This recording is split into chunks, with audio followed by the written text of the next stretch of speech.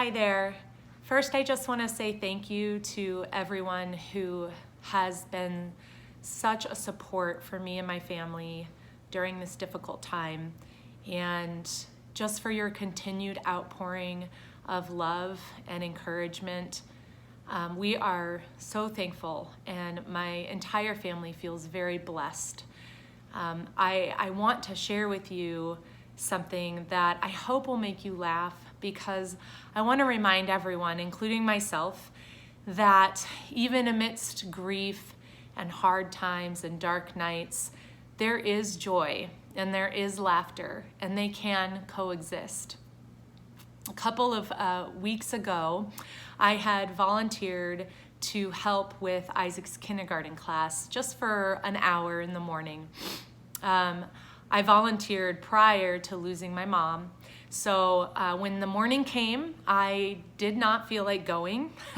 I didn't feel equipped emotionally to try to manage a classroom full of 5- and 6-year-olds. However, I committed. I had committed to it, and so I showed up. And I'm so glad I did, because I experienced laughter and love, and I really enjoyed my time with those kiddos. And I want to share with you what happened while I was there, because it made me laugh. And I called my dad immediately after volunteering to tell him the story, knowing that it would make him laugh as well.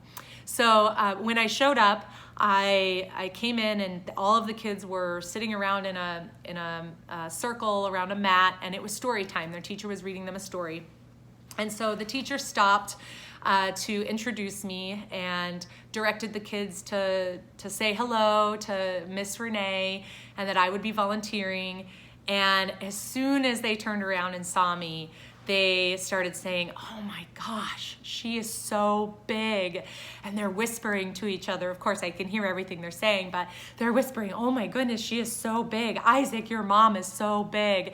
And so I'm just laughing to myself. Now, this isn't the first time that this has happened to me. I have actually a blog post on my website at reneetumalo.com called "The Biggest Lady." I have had other kids and adults make comments about how big I am, and they've all been really funny situations, and so I wrote about it previously to make people laugh. And so it's just funny that this continues to happen to me. I'm very glad that I am confident in my own skin now that I'm almost 40 years old. I was not bothered by what the 5-year-old and 6-year-olds had to say about me. It did just make me laugh. And so later, one of the kids comes in to my little group and introduces himself, and he says, "When I saw you, I thought, whoa, that lady is so big." And I said, "I know. I heard you and some of your friends talking about how big I was." And he goes on to tell me, "I was in a museum this summer with my parents, and I saw someone else who was really, really, really big. But I think that they were even bigger than you." So I don't know if he saw dinosaurs that were bigger than me, or if he was in a Ripley's Believe It or Not museum and he saw the tallest, man alive, or the tallest man that ever lived, and that person was bigger than me. But he was very impressed with me and my height. And so I just thought that was so funny. But my favorite part of volunteering was during an instruction from the teacher. So the teacher is talking to them about how to write stories. And she says, "We're going to write a story about your homes. And so what I want you to do is say, 'My home is,' and then write what describes your home." And so she writes up on the whiteboard, "My home is blank." And she asks the kids, what could you say? What would you say? "My home is," and one of the little girls says, "Fun." And the teacher says, "Great, okay. My home is," and another little boy says, "Cool."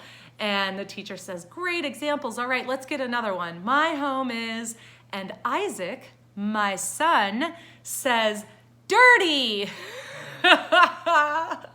So all of the kids start cracking up. At this point, I probably was a little blushing, turning a little red. I'm thinking to myself, you've got to be kidding me that I'm here for this, that I get to hear this.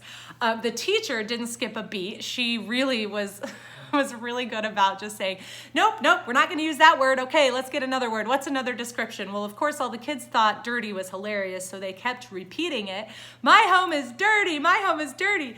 So anyway, I'm going to say that I think that has to do with the fact that Pete and I are always running around the house saying, this house is a mess, clean up after yourself, you need to pick up, stop leaving your messes all over the place. So it's our fault. We brought it on ourselves. So anyway, I left that volunteer opportunity and I was so glad I went. Those kids made me smile and they brought joy and love to me for that hour. And I really needed that. And it was a good reminder that we don't move on. We don't move on from the person that is gone, but we do move forward. We bring them with us. And we move forward in our lives, and we still have moments of joy and laughter and fun and peace. And they might be fleeting for a while, and they might be really far apart for a while, but they are there, and they help us to move forward, and they give us hope. And so I'm thankful for that little volunteer opportunity, and I get to go again in a couple of days. So who knows, maybe I'll have another story to tell all of you. I can only imagine all of the things that I'm going to experience this year while I volunteer in Isaac's class.